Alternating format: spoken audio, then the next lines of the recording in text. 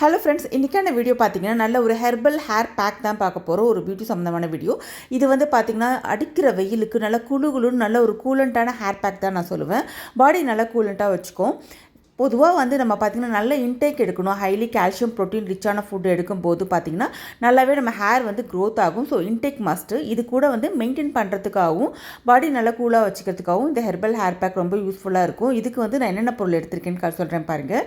இதுக்கு மெயினாக நான் எடுத்துருக்க பொருள் பார்த்திங்கன்னா நல்ல ஒரு டேபிள் ஸ்பூனை ஓவர் நைட் சோக் பண்ணி எடுத்துக்கலாம். வெந்தயம் மஸ்ட்டு. இது கூட வந்து பார்த்திங்கன்னா சாதம் வடித்த கஞ்சி, தயிர், இது எல்லாமே எடுத்துக்கலாம். இந்த 3 பொருளும் ஒரு பேக் மாதிரி யூஸ் பண்ண போகிறோம். அடுத்ததாக வந்து முக்கியமான பொருள் என்னென்னு பார்த்திங்கன்னா ஒரு கைப்பிடி நிறைய நான் வந்து ஃப்ரெஷ்ஷாக இருக்கக்கூடிய பொன்னாங்கண்ணி, கரிசலாங்கண்ணி எது கிடைச்சாலுமே உங்களுக்கு ஓகே தான். இது இந்த கீரையில் 2லேருந்து 2.5 கைப்பிடி வரைக்கும் நீங்கள் எடுத்துக்கலாம். இது கூடவே வந்து 1.5 கைப்பிடி அளவுக்கு ஃப்ரெஷ் மருதாணி எடுத்துக்கோங்க. மருதாணி இலைகள். இது கூடவே வந்து 1 கைப்பிடி அளவுக்கு வந்து வேப்ப இலை எடுத்துக்கோங்க. இது 3 இலையும் மஸ்ட். இது எல்லாத்தையும் ஃப்ரெஷ்ஷாக பறித்து நல்லா தண்ணியில் அலசி எடுத்து வச்சுக்கலாம்.